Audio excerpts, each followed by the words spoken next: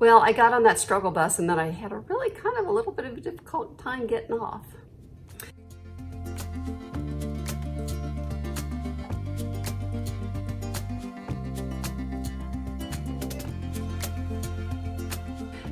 Hi, this is Kathy, and you have reached me at my sewing practice. This is my YouTube channel where I talk about almost all things sewing, and of all the things sewing I talk about, almost all of that is apparel sewing, and today is no exception. Today we're going to be talking about the Metra blazer.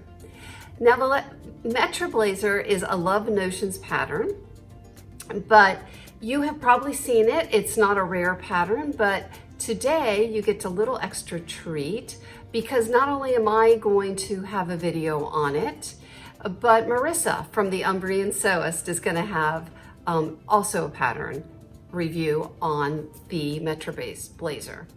And I'm going to show you her information right now.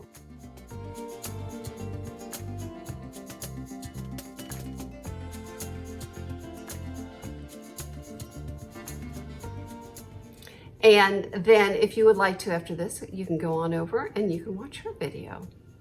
Which you can imagine, oh, and by the way, Marissa, she is really, really prolific in sewing knits. And that's what this is. This is a knit blazer. So I'm sure her rendition is going to be top notch, very good. She's, yeah, she's a real prolific sewer. She lives in Umbria, Italy. She's from the United States. She's a nice gal, also sews for her son, and it seems like she's starting to pick up and sew for her husband more, but I never miss any of her videos. I just somehow like her delivery. I like her makes. She gets some really fun fabrics because she is in Europe and she's willing to explore all that means. So she gets them from all over Europe. And so it just, and I think, in my opinion, Europe has better knit fabrics, more interesting ones, and more apt to have coordinating ribbing. So anyway, she's, if you haven't checked her out yet, although you probably have, she's definitely worth a look for. Okay, so back to the pattern. Okay, so Love Notions patterns are amongst my favorite, and let me just kind of give you some key reasons why. First of all, they have the easiest way to print tile. Now it's also available in copy shop and even projector. However, I find their tiling of the way they print their patterns just so simple. First of all, you don't even have to cut. And second of all, there's a, you know how when you usually go into layers and do your sizes? Well, there's also an option to turn off A4, which is the English size paper that Americans don't need. Or you could do it the other way. If you're English, flip it. And you can just turn off that extra line. And then you just abut those pattern, those pieces of paper where the line says to, and then you've got a perfectly formed pattern, like such. Now, I always print pages 1 to 3 before I even get started. And let me tell you why. So firstly, I store my patterns in these type of envelopes. So I need a cover page for my pattern envelope, and that's what this is. And then I will jot down whether it's a knit. I'll use a red marker. That's why you see my markers in my background sometimes. And blue is a woven. And then over here, I'll put the name of the pattern. Okay, so that's my practice. And then on the back, I usually put a line drawing, which is usually page 2 or 3. I think it's 2. And then 3 will have your print chart. So right then, you're getting a clue as to what pages you are going to print. And when you get a Love Notions pattern, the instructions for the pattern and the tiling are in the same file. So like if you printed the entire file, you'd get the entire pattern and all the instructions and all of the style ideas, I guess you could say. So I print that pages 1 to 3 to start with. Now then page 4 is going to be their sizing. And for Love Notions, they go from XS to 5X. And that is a high bust of 31 to 55, a full bust of 33 to 57.5, a waist from 26 to 50, and hips 35 to almost 60, and a bicep of 10.25 to 18.5. And I almost always will do an L to an XL in their patterns.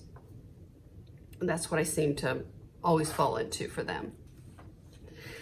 So then I'll look and I'll see what pages do I think I need the most. And in this case, I printed starting page 10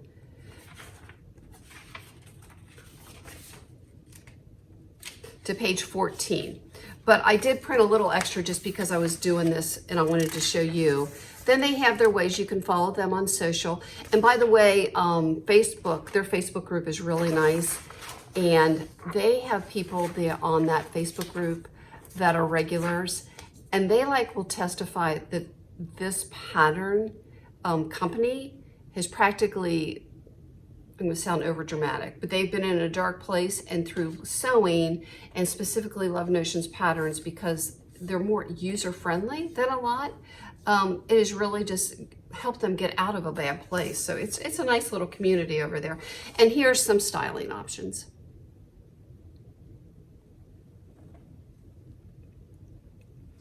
Okay, so now we've talked about the pattern, I've printed it, I've cut it out, and now I'm ready to cut out the actual fabric.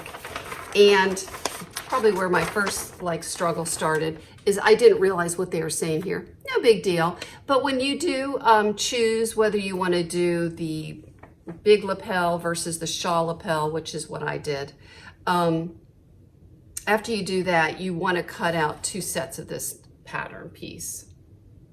And then one of those sets, you want to do a little indent like this one shows for your pocket.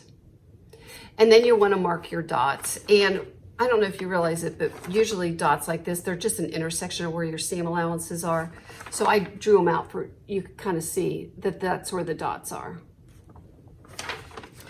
So it's a faux welt pocket.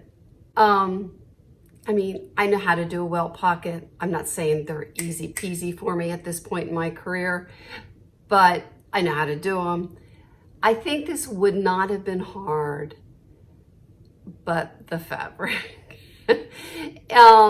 So this is where I'm gonna kind of mix my fabric review with the pattern review. So let me just park there for a minute and I'll take off my jacket and I'll show you what happened. So by the way, what I have on under it is this top called the Glenelly from Itch to Stitch. And I made this last year for the holiday season, and I got this fabric off of Stylemaker. So that's what I have on. And like I said, I plan on styling it with something else because it's part of a 4-piece ensemble that I have that I'm making up. So anyway, I was just telling you that I did struggle with the pocket. Oh, this is my fabric. I grabbed the wrong thing, I'll just show you now.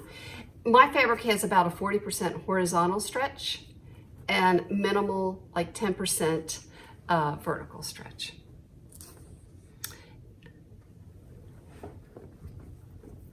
So the pocket, I guess the long and the short of it really is just that the fabric was hard and it was shifty.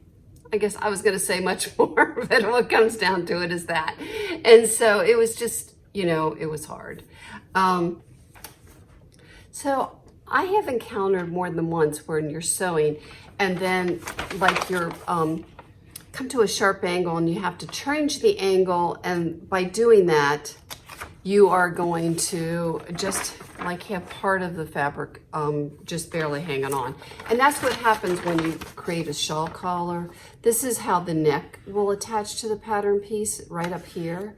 And then right here is where the shoulder is.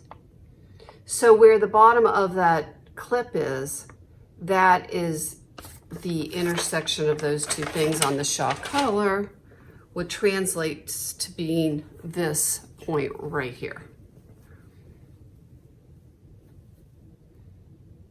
Which, gosh darn it, I was so happy with the way that turned out. I watched Katrina from Lifting Needs Pins and Needles. She has an hour-long video on this if you really want an in-depth. And she's like sewing along and like basically saying, nailed that corner, nailed that corner. I'm down here in a country you've never been to, nailing all the hard parts. And then she ended up with, you know, a great end result, but mine is so good too. And then the other thing I learned about from Katrina is that the instructions want you to top stitch this around the front, and then what would be, I guess you could call the lapel, and around.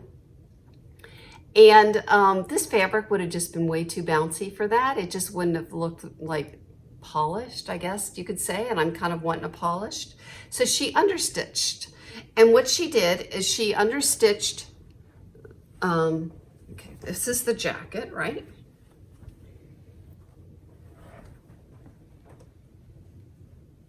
And I understitched the front here so you can't see it. It's on this side. But what that does is it causes the fabric to roll in the correct direction. And then up here, when you have that transition, in there I clipped it, and then I switched my understitching to this side of the garment, and it causes it to roll so that, you know, you don't have this edge, in theory, is always gonna lay like that, where you don't see the actual seam. It's never gonna look like this is the underside and this is what you don't want it to look like on top. You don't want all that distraction. And the understitch just causes it to kind of stay there, if that makes sense. So I loved that. So I learned that from Katrina. I did a lot of research on this jacket. And then more about the fabric. Let me tell you, I've got it written down here. Oh, I want to use my serger. It was just so shifty. Even playing with the differential feeds, that just wasn't gonna fix it. So I used my regular machine, but then I had to use the walking foot.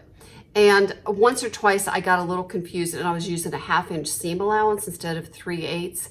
And with this fabric being so bouncy, and because the some of the pieces were precise, that kind of messed me up a little bit, but it all worked out in the end. But it was just kind of, like I said, I was on the struggle bus for a little bit of it. And I had to do some, you know, some basting, but I got through it. I used a 3.0 stitch length because this fabric is so bouncy and thick. And then I also considered using stretch thread, and you know, that's the new thread that's out if you don't want to use a serger. But I thought, well, I don't really need it because it's really all vertical stitching, it's not horizontal.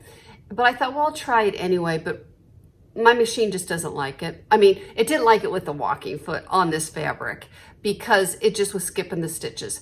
So of course I used a microtex needle also, but what it came down to is if I used the walking foot with the microtex needle and just regular Gutermann thread, we were golden, and that was good. Now, another thing I wanted to talk to you about with this pressing, if you ever want to use a scuba, and the reason I'm looking down at times is because I have props here in front of me. I really, oh, I have it all over there. But anyway, I have this part here. I really recommend using a needle board. And I would have not probably gone to the trouble of buying one, but I was given one. And I looked here, and here it was $25 in 1984. So that's like kind of pricey. But you know, Santa's coming. So if you think you're gonna use any fabric with nap, I suggest you get it because it saved me. And I better go get it because if you haven't seen it, like, why would I be talking about it? So let me go get it for you. Okay, I just wanted to show you the needle board. And I've shown this to you before. I used it when I made my corduroy Ilford jacket. It really is just fantastic. Like, I have no marks on that jacket. And the other thing about pressing is, and by the way, I like this little iron. I've told you once before, I like this iron a lot. I still feel like you kind of need a backup because it doesn't get ultra hot. But most of the time, and especially in this time, you don't want ultra hot. I use the component of time much more than heat. My needle board down. And then I would put my seam on there and open it up and kind of keep it open with my clothespin that I like to use. And then next I would put down my press cloth. And then after that I would, you know, lay the iron on it and just wiggle it a little bit, but only for like 10 seconds, let's say. And it was only on a medium heat through a pressing cloth. So that wasn't a ton of heat. So what I would do to keep that position is I would press it down then with my clapper, and it would really just set that seam quite nicely. And it's funny, this top I did the same thing for, and this now is a year old, and I'm going to show you the inside of that because it still looks really good. Just a sec.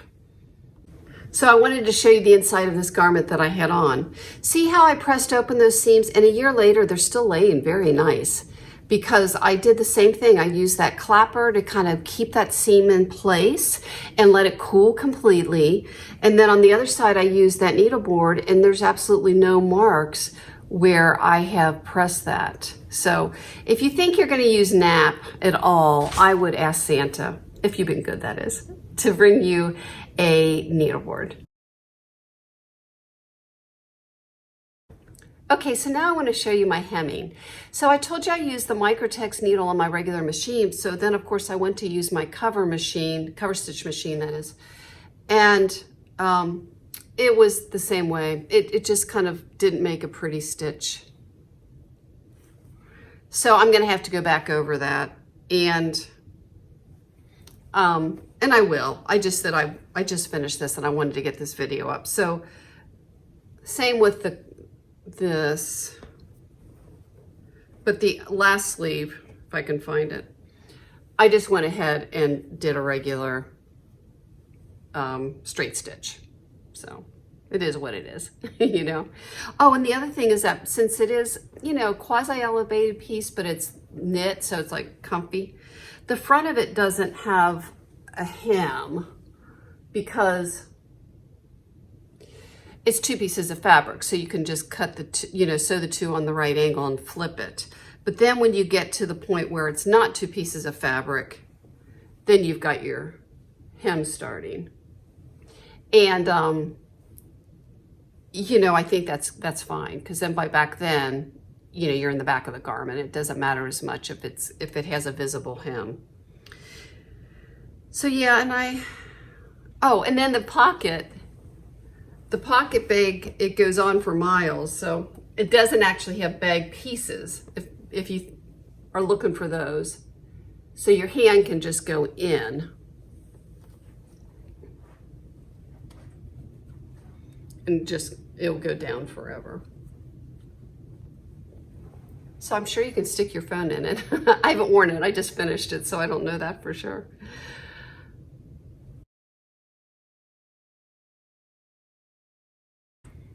So in conclusion, I love the jacket. I love the jacket pattern more than even the jacket I have. And I will definitely make it again. I'm not in love with working with that scuba. And quite honestly, it ended up being kind of a make of opposites, because my favorite part of sewing is the pressing and the sewing. And the pressing was so slow because I had to make extra sure.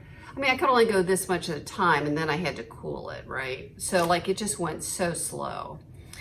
And the sewing was frustrating because the scuba is just frustrating. Like it's slippery and stuff. I just wanted to show you that back seam. And it's bulky, you know, when you have a lot of places that come together. Like if you were to ask me, what is the similarities between sewing on people, because I was a surgical nurse, versus fabric, I would say one similarity is that you've got to debulk. And like right here, I just had so much bulk right there. I just had to take some of that bulk out so it would lay smoothly, because that fabric is just so gosh darn thick. Yeah, and I'll redo this hem here. So anyway, I like the result. And the other thing is that I guess if I'm going to become a true Love Notions fan, which I am, I got to realize they're a pattern company that's really drafted for 5'5", and I'm close to 5'10". So I probably should have that memorized, like which companies are drafted for which height, because lately I've lengthened things I haven't needed to, and so I didn't on this. And you know, it would be a better make if I would have lengthened it. But the first time I ever make a pattern, I don't get too upset with myself. I kind of give myself a lot of grace and latitude. Well, anyway, I think that's my make. So I hope you have a great day, and I will see you soon. And yeah, if you want to, go out there and make that Metra blazer. Bye-bye.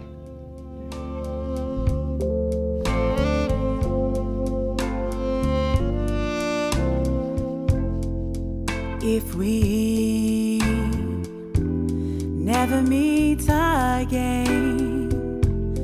I hope your life is everything you wanted it to be.